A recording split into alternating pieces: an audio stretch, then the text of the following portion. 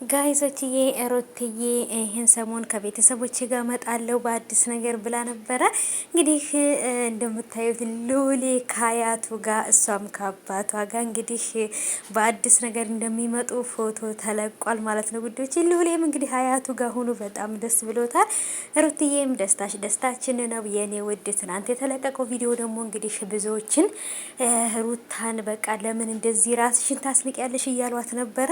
ራስን ማስናቅ ሳይሆን ለፍቅር መኖር ነው የሚባለው የትናንትናው ቪዲዮ። ምክንያቱም ስሜቷን መደበቅ አልቻለችም። አብርሃም ስሜቱን ደብቆ ነው በውሸት ስሜት ወይንም በህልም ዓለም ውስጥ እየኖረ ያለው እንጂ ሄርሜላን ወዷት አፍቅሯት አይደለም። ግን ደግሞ አሁንም የሄርሜላን ፍቅር በመቀበሉ እየተጸጸተ ነው ማለት ነው። ምክንያቱም ሩታን በጣም ነው የሚያፈቅራት፣ ልጅም ወልዷል ከሷ ታውቃላችሁ። እና ይሄን ያህል በቀላል የሚረሳ ፍቅር አይደለም የሩታና የአብርሽና ለዛ አብርሽ ደግሞ እሷ በጠየቀችው ጥያቄና እሷ በነገረችው ነገር በጣም ትልቅ ስሜታዊ ሆኗል። በጣም ነበር የከፋው፣ ፊቱ ላይ ያስታውቃል። እና ሩትዬ አሁንም ወደፊት እንጂ ወደ ኋላ የለም የኔ ቆንጆ። እንዴት አባቷ እንደምታምር እኮ ደግሞ ማለት ነው የኔ ውዶች። እና እንግዲህ ሉሌም ከአያቱ ጋር እሷም ከአባቷ ጋር በቅርብ ቀን ይመጣሉ ማለት ነው። የሩትዬ ደስታ የሚያስደስታችሁ ይህ ቪዲዮ ላይክ በማድረግ እና እንግዲህ ሰብስክራይብ በማድረግ ቻናሉን እና ኮሜንት ላይ ሀሳባችሁን በማስቀመጥ ተባበሩኝ። እወዳችሁ